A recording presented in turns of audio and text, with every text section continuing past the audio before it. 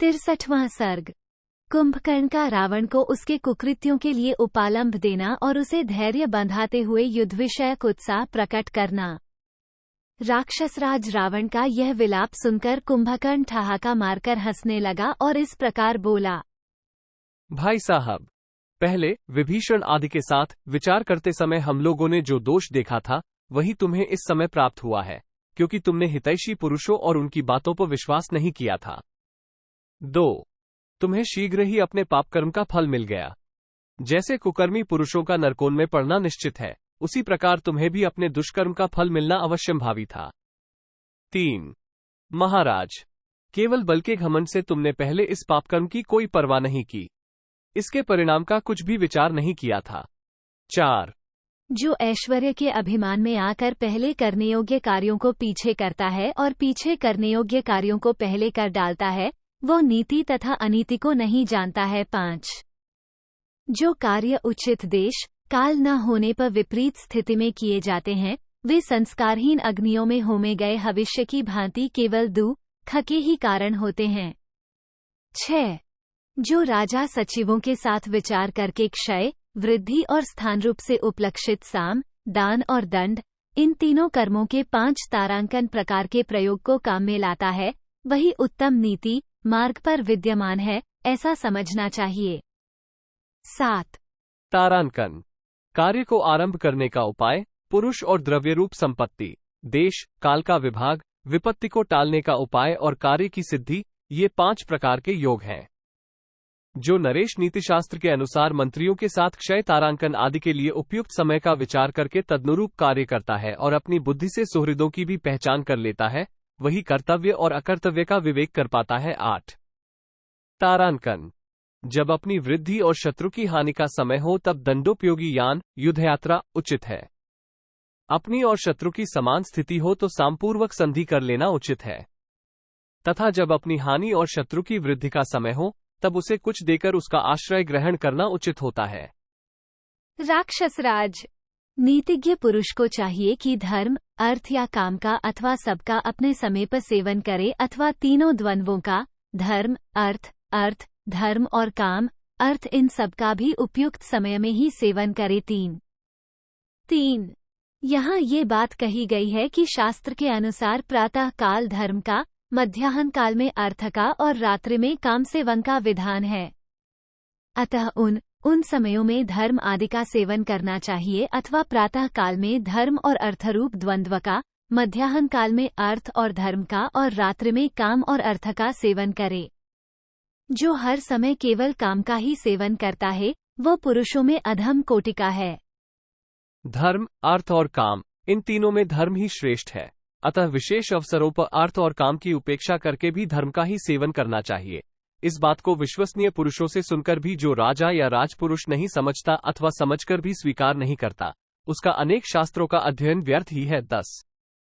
राक्षस शिरोमणे जो मनस्वी राजा मंत्रियों से अच्छी तरह सलाह करके समय के अनुसार दान, भेद और पराक्रम का, इनके पूर्वोक्त 5 प्रकार के योग का, नए और अनय का तथा ठीक समय पर धर्म, अर्थ और काम का सेवन करता है, वह इस लोक में कभी दुख या विपत्ति का भागी नहीं होता। 11. 12. राजा को चाहिए कि वह अर्थतत्वज्ञ एवं बुद्धिजीवी मंत्रियों की सलाह लेकर जो अपने लिए परिणाम में हितकर दिखाई देता हो, वही कार्य करे। 13. जो पशु के समान बुद्धि वाले किसी तरह मंत्रियों के भीतर सम्मिलित कर लिए गए हैं, वे शास्त्र के अर्थ को तो जानते नहीं, केवल धृष्टतावश बातें बनाना चाहते हैं।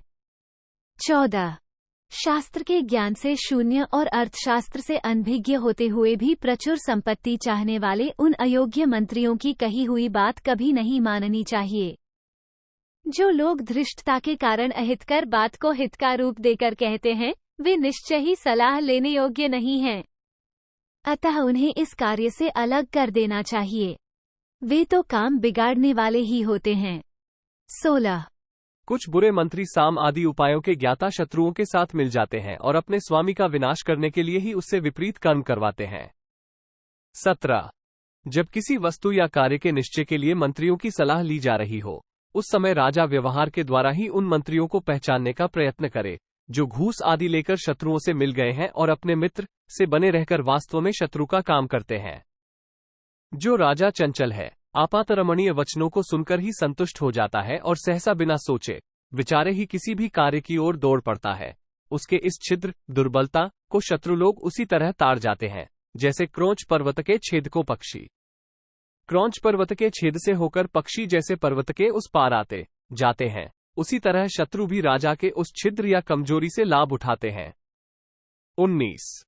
जो राजा शत्रु की अवहेलना करके अपनी रक्षा का प्रबंध नहीं करता है, वो अनेक अनर्थों का भागी होता और अपने स्थान राज्य से नीचे उतार दिया जाता है। तुम्हारी प्रिय पत्नी मंदोदरी और मेरे छोटे भाई विभीषण ने पहले तुमसे जो कुछ कहा था वही हमारे लिए हितकर था। यूं तुम्हारी जैसी इच्छा हो वैसा करो। कुंभकर्ण की यह बात सुनकर दशमुख रावण ने भुहें टेढ़ी कर ली और कुपित होकर उससे कहा। 22। तुम माननीय गुरु और आचार्य की भांति मुझे उपदेश क्यों दे रहे हो? इस तरह भाषण देने का परिश्रम करने से क्या लाभ होगा? इस समय जो उचित और आवश्यक हो वह काम करो। 23। मैंने भ्रम से, चित्त के मोह से अथवा अपने बल पराक्रम के भरोसे पहले जो तुम लोगों की बात नहीं मानी थी उसकी इस समय पुनः चर्चा करना व्यर्थ है। 24। जो बात बीत गई सो तो बीत ही गई। बुद्धिमान लोग बीती बात के लिए बारंबार शोक नहीं करते हैं। अब इस समय हमें क्या करना चाहिए इसका विचार करो। अपने पराक्रम से मेरे अनीतिजनित दुख को शांत कर दो। 25:1/2। यदि मुझ पर तुम्हारा स्नेह है, यदि अपने भीतर यथेष्ट पराक्रम समझते हो और यदि मेरे इस कार्य को परम कर्तव्य समझकर हृदय में स्थान देते हो तो युद्ध करो। वही सुहृद है जो सारा कार्य नष्ट हो जाने से दुखी हुए स्वजन पर अकारण अनुग्रह करता है तथा वही बंधु है जो अनीति के मार्ग पर चलने से संकट में पड़े हुए पुरुषों की सहायता करता है। 27:1/2।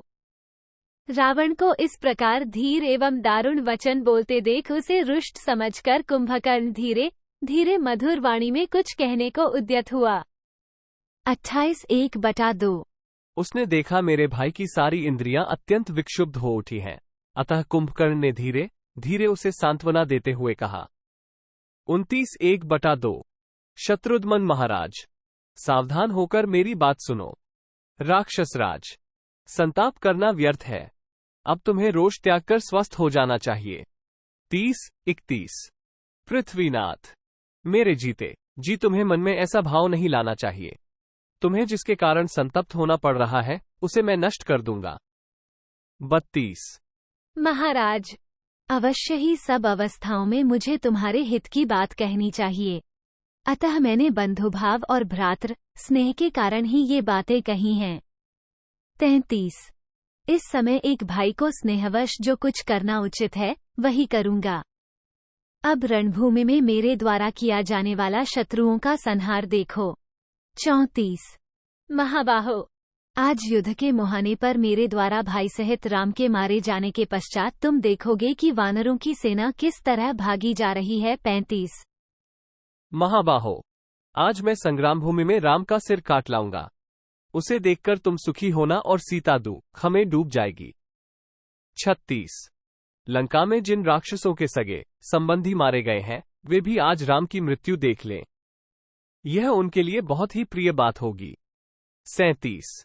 अपने भाई बंधुओं के मारे जाने से जो लोग अत्यंत शोक में डूबे हुए हैं, आज युद्ध में शत्रु का नाश करके मैं उनके आंसू पोंछूंगा। 38। आज पर्वत के समान विशालकाय वानरराज सुग्रीव को सम्रांगण में खून से लथपथ होकर गिरे हुए देखोगे, जो सूर्य सहित मेघ के समान दृष्टिगोचर होंगे। निष्पाप निशाचर राज, ये राक्षस तथा मैं सब लोग दशरथ पुत्र राम को मार डालने की इच्छा रखते हैं और तुम्हें इस बात के लिए आश्वासन देते हैं तो भी तुम सदा व्यथित क्यों रहते हो। 40। राक्षस राज, पहले मेरा वध करके ही राम तुम्हें मार सकेंगे, किंतु मैं अपने विषय में राम से संताप या भय नहीं मानता। 41। शत्रुओं को संताप देने वाले अनुपम पराक्रमी वीर, इस समय तुम इच्छानुसार मुझे युद्ध के लिए आदेश दो। शत्रुओं से जूझने के लिए तुम्हें दूसरे किसी की ओर देखने की आवश्यकता नहीं है। 42। तुम्हारे महाबली शत्रु यदि इंद्र, यम, अग्नि, वायु, कुबेर और वरुण भी हों तो मैं उनसे भी युद्ध करूंगा तथा उन सबको उखाड़ फेंकूंगा। 43:1/2। मेरा पर्वत के समान विशाल शरीर है। मैं हाथ में तीखा त्रिशूल धारण करता हूं और मेरी दाढ़ें भी बहुत तीखी हैं। मेरे सिंहनाद करने पर इंद्र भी भय से थर्रा उठेंगे। 44:1/2। अथवा यदि मैं शस्त्र त्याग करके भी वेगपूर्वक शत्रुओं को रौंदता हुआ रणभूमि में विचरने लगूं तो कोई भी जीवित रहने की इच्छा वाला पुरुष मेरे सामने नहीं ठहर सकता। 45:1/2। मैं न तो शक्ति से, न गदा से, न तलवार से और न पैने बाणों से ही काम लूंगा। रोष से भरकर केवल दोनों हाथों से ही वज्रधारी इंद्र जैसे शत्रु को भी मौत के घाट उतार दूंगा। 46:1/2। यदि राम आज मेरी मुट्ठी का वेग सह लेंगे तो मेरे बाण समूह अवश्य ही उनका रक्त पान करेंगे। 47:1/2। राजन, मेरे रहते हुए तुम किस लिए चिंता की आग से झुलस रहे हो?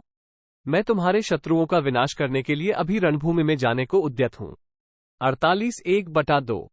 तुम्हें राम से जो घोर भय हो रहा है उसे त्याग दो।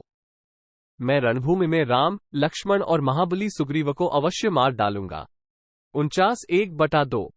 युद्ध उपस्थित होने पर मैं राक्षसों का संहार करने वाले उस हनुमान को भी जीवित नहीं छोड़ूंगा जिसने लंका जलाई थी। साथ ही अन्य वानरों को भी खा जाऊंगा। आज मैं तुम्हें अलौकिक एवं महान यश प्रदान करना चाहता हूं। 50:51।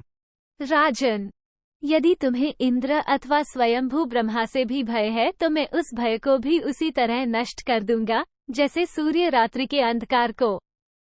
52। मेरे कुपित होने पर देवता भी धराशायी हो जाएंगे। फिर मनुष्यों और वानरों की तो बात ही क्या है। मैं यमराज को भी शांत कर दूंगा। सर्वभक्षी अग्नि का भी भक्षण कर जाऊंगा।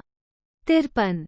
नक्षत्रों सहित सूर्य को भी पृथ्वी पर मार गिराऊंगा, इंद्र का भी वध कर डालूंगा और समुद्र को भी पी जाऊंगा। 54। पर्वतों को चूर चूर कर दूंगा, भूमंडल को विदीर्ण कर डालूंगा। आज मेरे द्वारा खाए जाने वाले सब प्राणी दीर्घकाल तक सोकर उठे हुए मुझ कुंभकर्ण का पराक्रम देखें। ये सारी त्रिलोकी आहार बन जाए तो भी मेरा पेट नहीं भर सकता। 55-56। दशरथ कुमार श्रीराम का वध करके मैं तुम्हें उत्तरोत्तर सुख की प्राप्ति कराने वाले सुख, सौभाग्य को देना चाहता हूं। लक्ष्मण सहित राम का वध करके सभी प्रधान वानरयुतपतियों को खा जाऊंगा। 57। राजन, अब मौज करो, मदिरा पियो और मानसिक दुखों दूर करके सब कार्य करो। आज मेरे द्वारा राम यमलोक पहुंचा दिए जाएंगे, फिर तो सीता चिरकाल सदा के लिए तुम्हारे अधीन हो जाएगी। इत्यार्षे श्रीमद् रामायणे वाल्मीकीये आदिकाव्ये युद्धकांडे 63तमः सर्गः 63। इस प्रकार श्री वाल्मीकि निर्मित आर्ष रामायण आदिकाव्य के युद्धकांड में 63वां सर्ग पूरा हुआ। 63।